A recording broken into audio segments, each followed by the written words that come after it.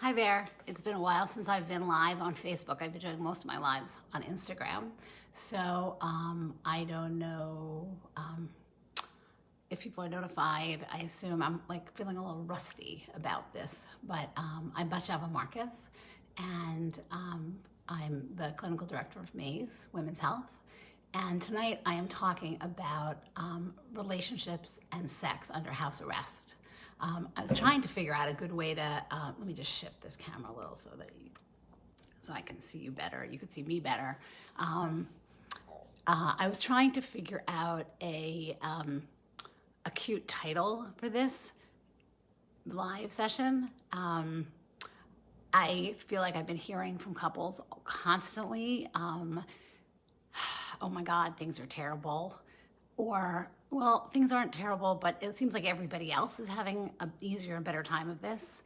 And I think in general, because of social media, we are just all of us are so aware of what's happening in other people's lives in a way that is just, can be really, really, really difficult for us. So that's why I decided to do this live session specifically for couples, people who are kind of stuck together or happily together even, but finding this is a little bit of a challenge right now. And I think for people to understand the kind of why they're feeling the way they're feeling, what are the things they're likely to be feeling, and maybe better ways of coping with those things is extremely, extremely helpful.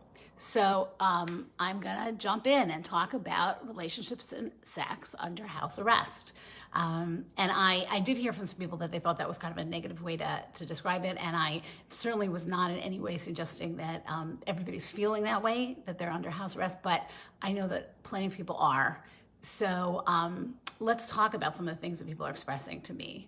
I'm hearing that this person who I love, who I have decided to spend my life with, or the last few years with, is making me crazy.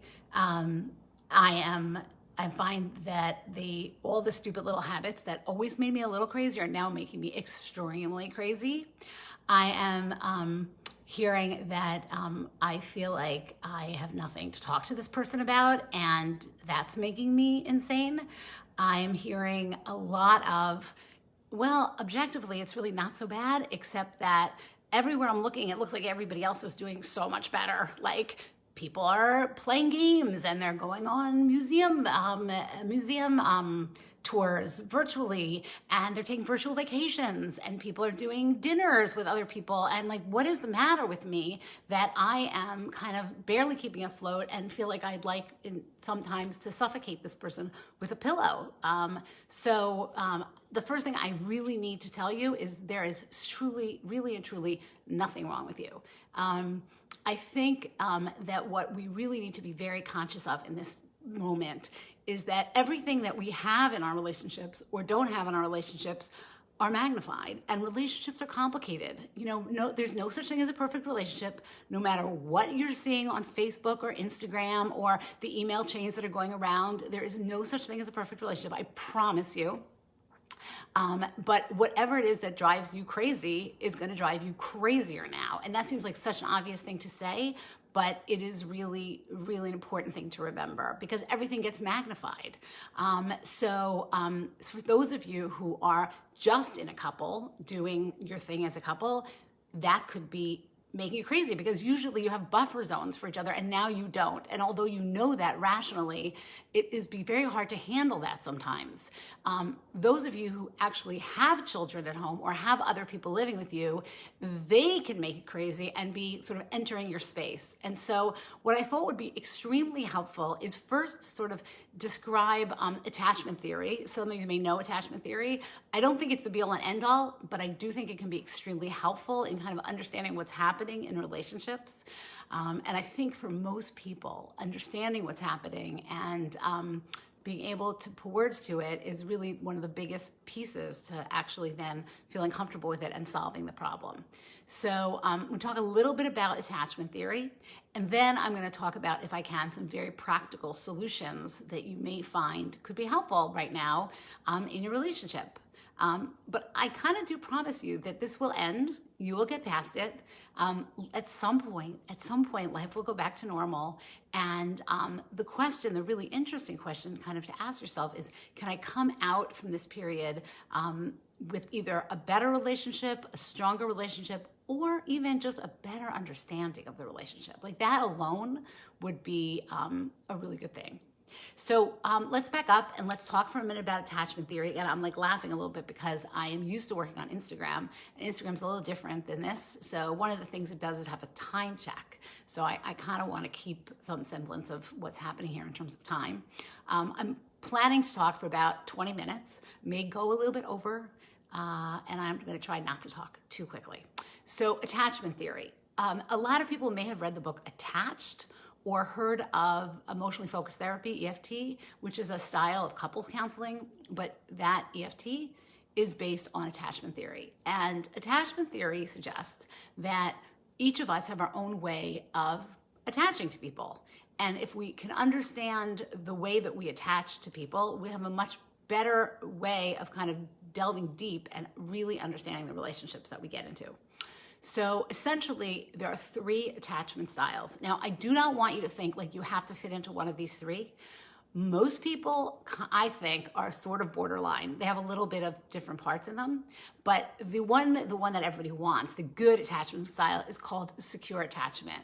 And a secure attachment is when you can be affectionate and be connected to somebody, but also separate and be alone and be independent and be okay with that. So you can look at the people in your lives that you want to prioritize and prioritize them. Somebody was giving me some hearts, which is great. Somebody likes attachment theory. That is amazing. Okay. In general, by the way, for any of those of you who have been in therapy or may have been in couples counseling, and I'm just going to take a little detour here. Couples counseling is so great. Like sometimes I feel like people have to feel like their relationship is in a terrible place or cracking in order to convince them to go into couples counseling. But couples counseling it can just be a tune-up. It's just a great way to sit and talk through with a third party and with your partner in some way that's different than usual to make better choices and to see things differently. So I'm giving a little plug here for couples counseling. Even though we don't really do much couple counseling at Maze, by the way, we mostly refer out. We do see couples a little bit when we're dealing with people's sex lives, but mostly we refer out. So that was not an advertisement. Just really want to clarify that. Okay. So in attachment theory, we say that a person who is securely attached is able to prioritize their relationship with the person who they want to have relationships with, and at the same time, draw kind of clear lines about what things they're happy with, what things they need, what things they're comfortable with, and also be really loving and affectionate, but also be on their own. That is a really well-established attachment style, and in general, the theory at least says that about 50% of people have a secure attachment. Now, nobody, in my opinion, is 100% securely attached. Everybody who is securely attached has usually one of 2 other attachment styles, which are the sort of more questionable attachment style. So one is the anxious attachment, right? So these are people who want to be attached but are anxious about it, exactly as it sounds. So these are the people that need to be constantly like, do you love me? Get reassurance. It may be not direct. It may be somebody who needs a lot of gifts or a lot of affection or a lot of I love yous and a lot of being told how special they are, how important they are. These are the people who, you probably know them, who really cannot be single, who have a really hard time being single. They tend to catapult from one relationship into another relationship, and often not good relationships, because even if the relationship had the potential for being good, they're so insecure in their attachment. They're so needy in their attachment, they often turn people off. So that is what is considered an anxious attached style. And again, all of us have a piece of that anxious attached style in us, right? Even those of us who are incredibly secure in our attachments sometimes are anxiously attached. So that's the second. So we have the secure attachment, we have the anxious attachment, and then we have the avoidant attachment, right? So the avoidant person is the one who is very independent, very self-sufficient, extremely self-directed, and those things are really, really good. But these people are also really uncomfortable being intimate with somebody else. The idea of like expressing love or having love expressed to them is often also extremely uncomfortable for them. And especially when they get nervous, they will pull away. And so those are the people that we know of who are like commitment phobic, people who never get into relationships, people who seem to sort of almost get into a relationship and then pull back. And they don't identify it like that. They just rationalize something away. Like they will say something like, it wasn't right, it wasn't the right time, I'm waiting for the right one. Those are sort of the 3 attachment styles. So now take a step back and look at yourself and look at your partner and know that whatever attachment style you have is gonna be squared during this time, right? So, or when you get anxious, even if you're a perfectly securely attached person, if you get anxious, you tend to withdraw. You're gonna do that even more at this point. And if you have 2 people in a relationship, one of whom skews towards an anxious attachment and one of whom skews towards a avoidant attachment, watch what happens. And this is where emotionally focused therapy comes in. So you've got Dick and Jane, right? I don't know, like there's Dick and Jane. So Richard and Jane. So Richard is anxious attached. And so I'm going to flip it because more often than not, it's the woman. I don't want to generalize because you have people from both categories in here. But let's just take Jane is very anxious attached. So Jane needs to be reassured constantly by I'm changing the names of the couples because it's just too good. I've got Jane and Michael as in Banks, right? They're brother and sister, but I'm going to use them as a couple. Okay. So Jane is anxiously attached and she wants Michael to be constantly cuddling and reassuring and telling her that he loves her. Now, none of that is a problem, really and not. And generally speaking, Michael's kind of okay with that. Jane needs a little bit more reassurance than he's used to or that he would necessarily, but he's okay with it.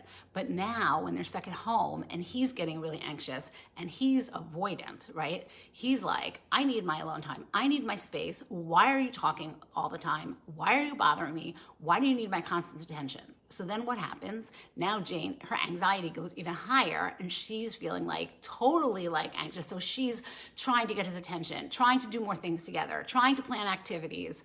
And Michael is getting more and more anxious. And so he's yanking away even further. And they get into what EFT, emotionally focused therapy, calls like the dance, right? The avoidant personality pulls back.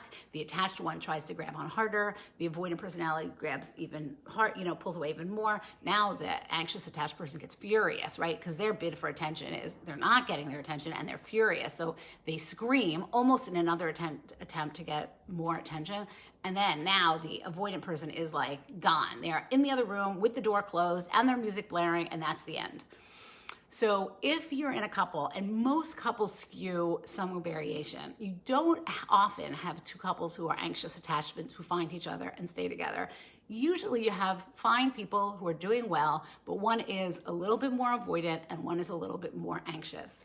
And this situation exacerbates it through the roof.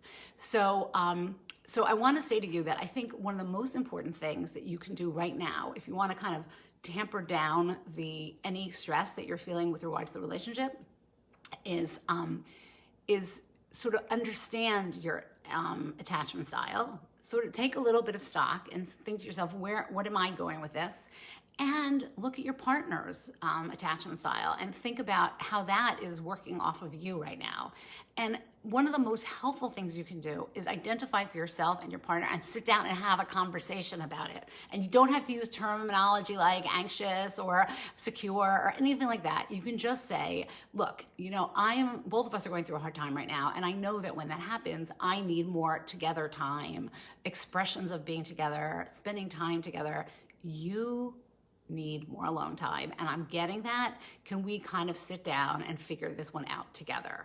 And I think once it's on the table and it's been defined, it makes it much, much easier to address it. Somebody like that. So I got some hearts here. So I totally think that if that speaks to you, that's great. So So I think you need to look at what's going on with you, what's going on with your partner, define it, talk about it. Now, let's get a little bit more concrete. I think you need to make some space. You really need to make literally concrete spaces, one for you and one for the person that you're living with. Or if there's 6 people you're living with, you got to split those up also. You need, and your partner needs, and your couple person needs time away from you to do their own thing. And that is absolutely 100% critical, and you have to make that happen.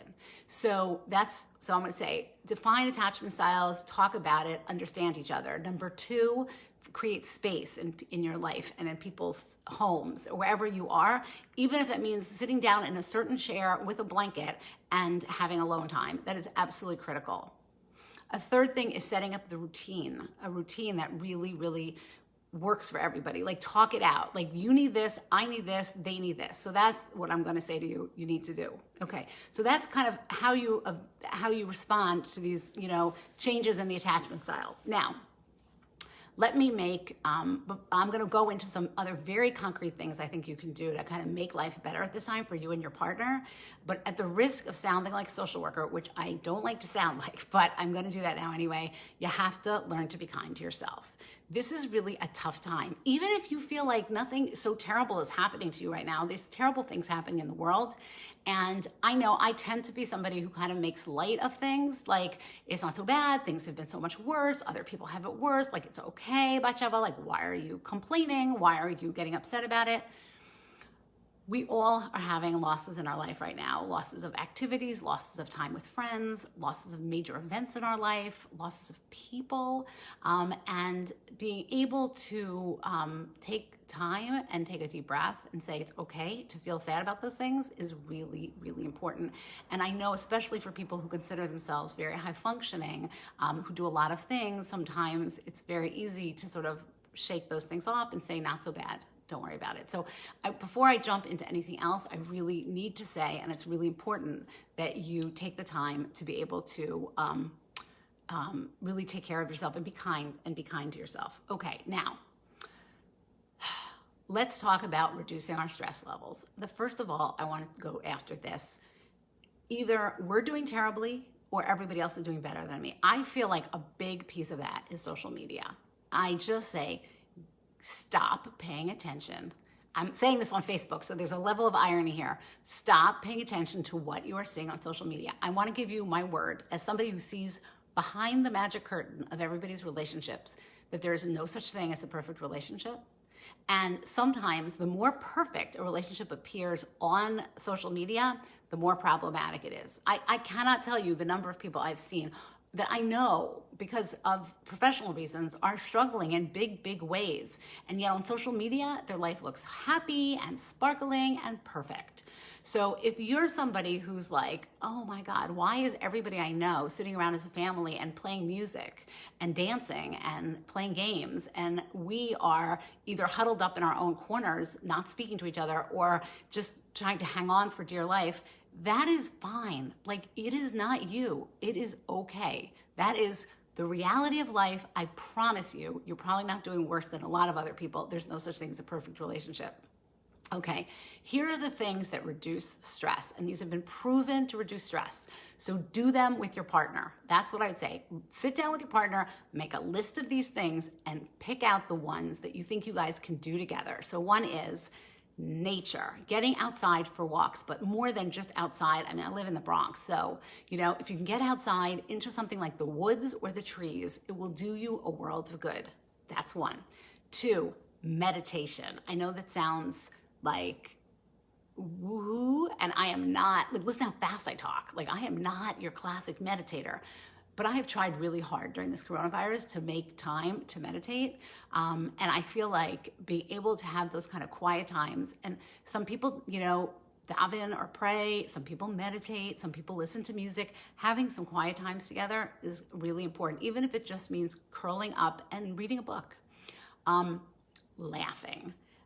Pull out some movies if you can. Whatever makes you laugh is going to be incredibly effective at creating a bond together. What happens in relationships very often is that you just are doing things together. And some couples are really good at working together, but they're not so good at creating their own couple space.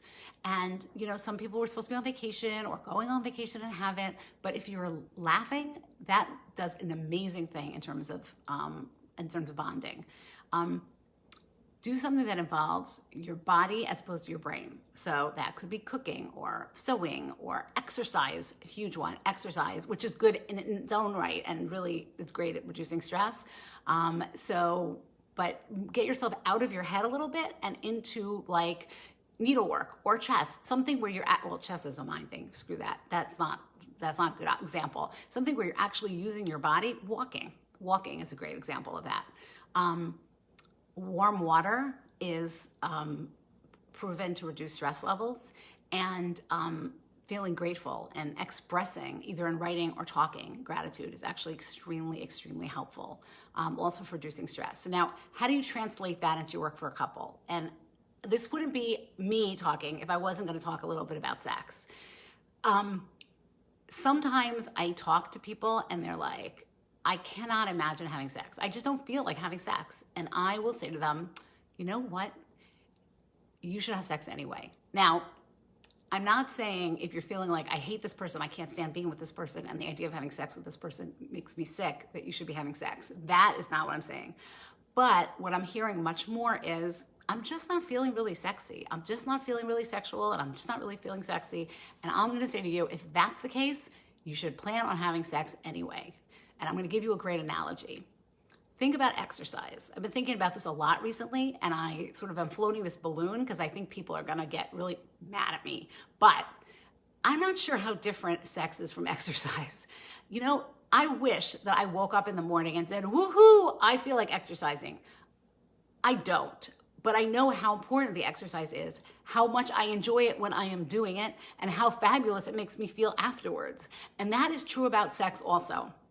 Now, you should find a kind of exercise that you love and that you like doing so it doesn't feel like it's drudgery. And I'd say the same thing about sex. You should find a kind of sex that makes you feel happy and good, and have sex in a way that's good. And that's why fixing your sex life is so important. And that is an advertisement for Maze. The relationship one was less so. But the truth is that we have these crazy, crazy romanticized views about what sex should be like.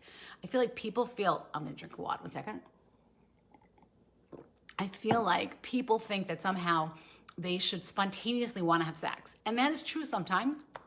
And for some people that is true, but for many of us, it is not true. But I will tell you that there's something incredibly bonding about having sex. The same way that exercise makes you feel at the end like, oh my God, that was amazing and that was good for me, and I'm so happy I did that. That is how people often respond to sex as well.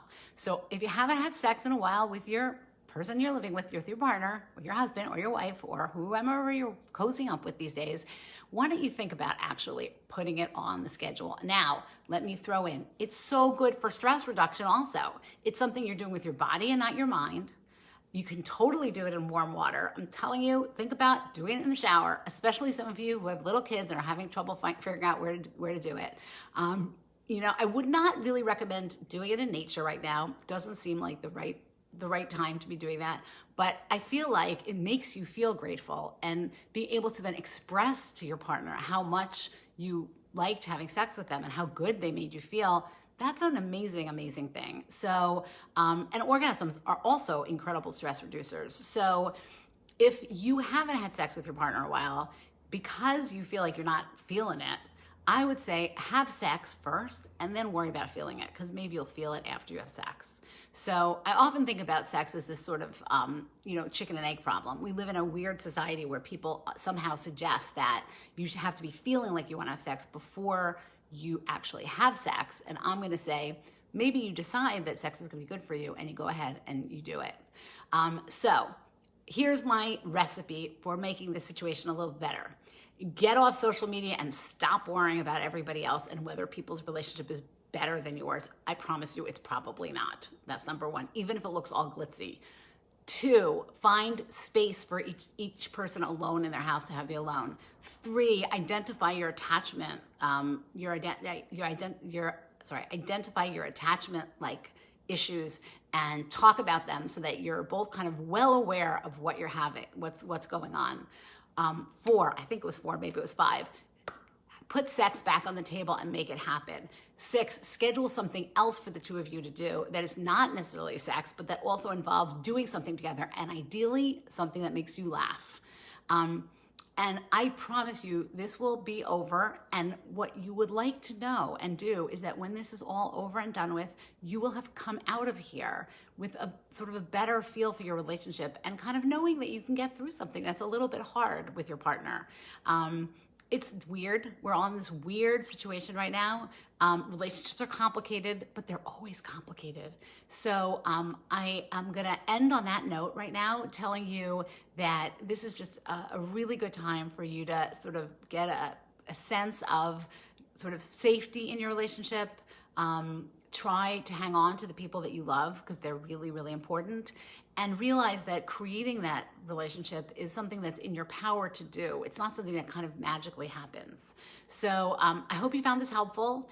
And thank you for that heart, whoever sent that heart. That makes me feel so good. Because sometimes when I'm talking on these lives, I feel like I'm just talking into the wild beyond, but nobody, who's there. But I really, really appreciate your listening. I'm going to try to, I'm on Instagram once a week. I'm doing tomorrow night, I'm on Instagram. If you're on Instagram talking about birth control and all the problems that birth control wreaks and the havoc that birth control can wreak and how to handle it, I'm going on with Melissa Ferrara, my nurse practitioner, my very, very special vagina whisperer, who I love. And so if you happen to be on Instagram, come to that. Otherwise, I promise I will be on here probably in a week or two on other subjects. If you tell me what you want to talk about specifically, I am always happy to do it. And have a great night and stay safe and stay sane.